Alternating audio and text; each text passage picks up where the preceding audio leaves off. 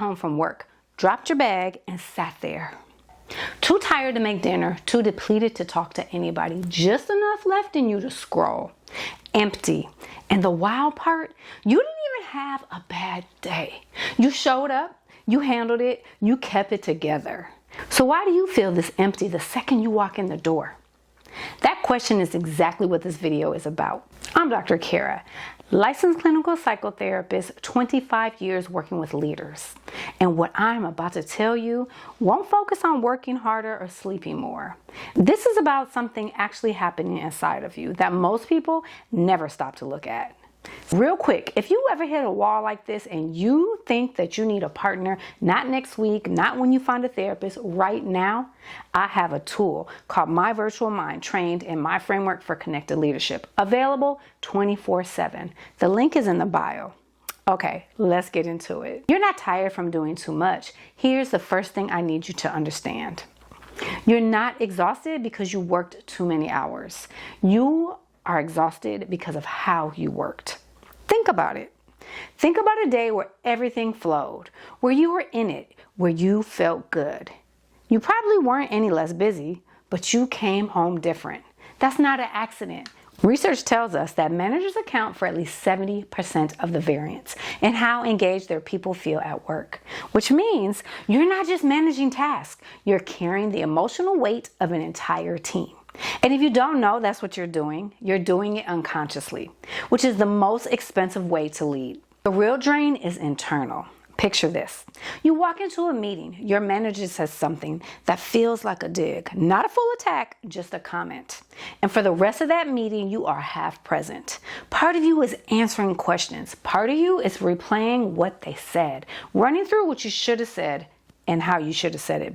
Part of you is answering questions.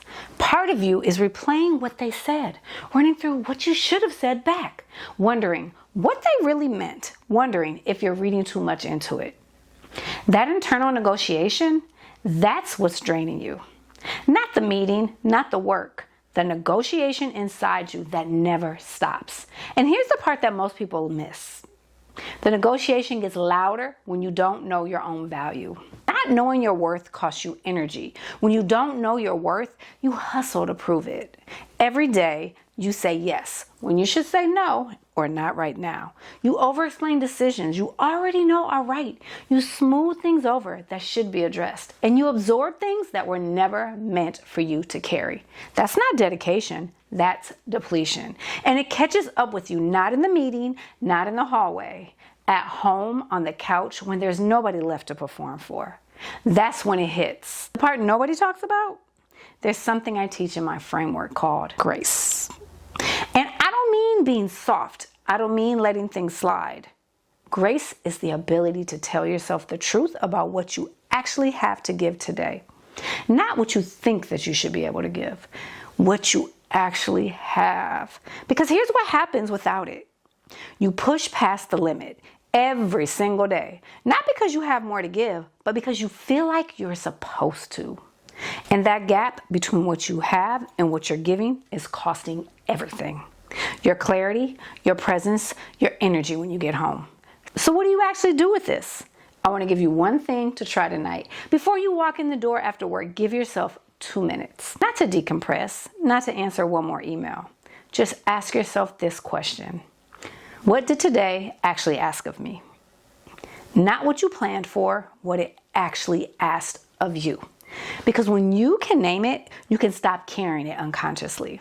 You stop taking the whole day home inside of you without even realizing it.